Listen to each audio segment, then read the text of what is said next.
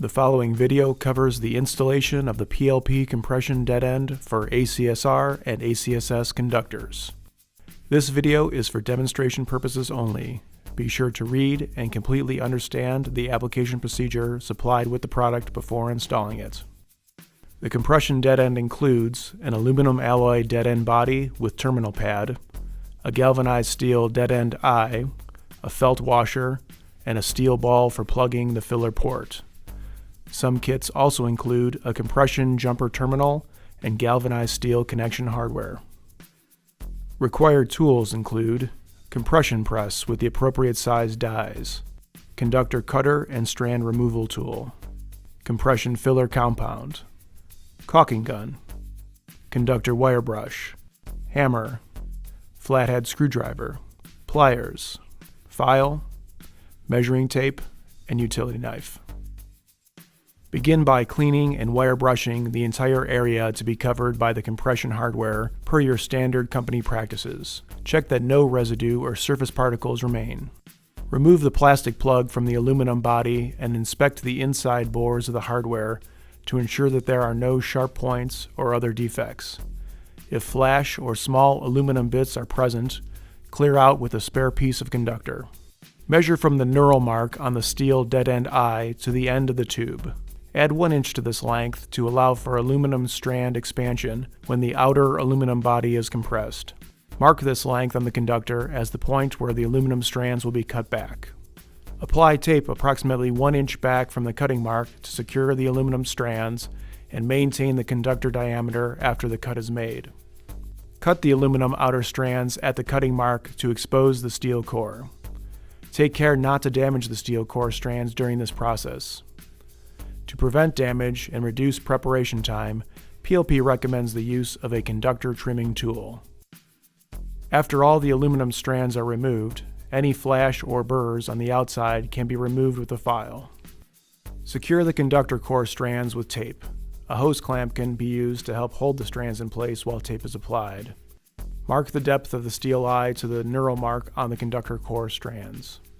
With the tapered end facing the conductor, slide the outer aluminum dead end body all the way on and past the exposed steel core.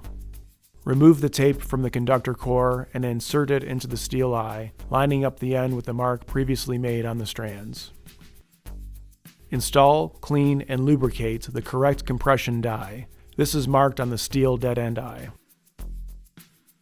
Insert the assembly into the press with the edge of the die lined up with the knurl mark. Before compressing, double check that the end of the dead end eye is lined up with the mark on the core strands. Compress the steel eye, starting at the knurl and working all the way to the end. Compression should overlap by about 25%, and the dies must be pushed to their maximum extent in the press. Curvature of the eye should be kept to a minimum, and tips on this can be found in the application procedure. Slide the aluminum dead end body towards the end of the conductor until the aluminum strands enter the end. Remove the tape and continue sliding the dead end on until it sits against the felt washer on the eye. Align the eye and terminal pad in the desired orientation to each other. Inject appropriate inhibitor compound through the filler hole in the aluminum body. For ACSS conductors, the inhibitor must be rated for temperatures up to 250 degrees Celsius. Cease application when inhibitor seeps out the tapered end of the hardware. This will continue to ooze out the ends as compressions are applied. Seal the filler hole by inserting the stainless steel ball. The plastic bag containing the ball can be used to help position it. Tap the ball into the filler hole using a hammer and remove the plastic bag if used. Peen over the aluminum edges of the filler hole with a hammer and flathead screwdriver to secure the ball into place. With the appropriate dies installed, position the aluminum dead end body in the press and check alignment on the conductor. Compress, starting at the press first knurl directly over the steel eye and the end of the aluminum body, and continue up to the stop knurl.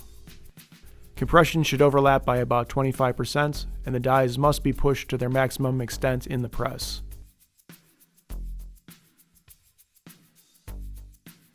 Leave the center section between the knurls uncompressed, then continue applying compressions from the second press first knurl all the way to the end, including the tapered section. Clean off any excess tape or inhibitor. Any flash left on the aluminum tube after compression should be removed with pliers, and sharp edges should be filed to a smooth finish. For the jumper terminal application, begin by cleaning and wire brushing the entire area that will be covered by the compression. The end of the conductor should be cut evenly and be free of any flash or burrs.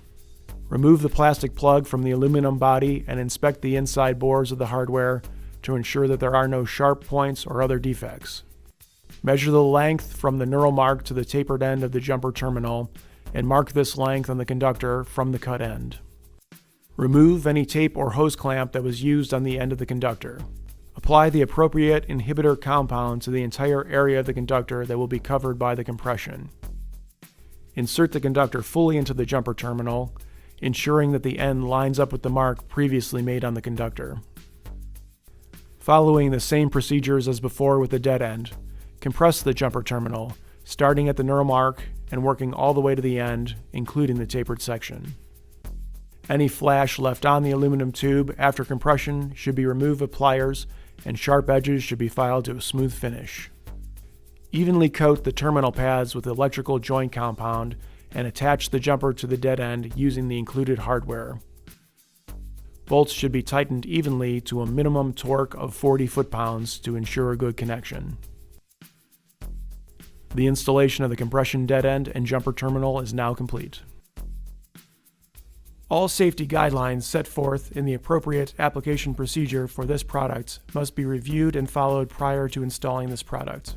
The installation shown is intended to illustrate the application method of the product only. It is not intended to supersede any standard utility safety guidelines and practices or use of required protective equipment.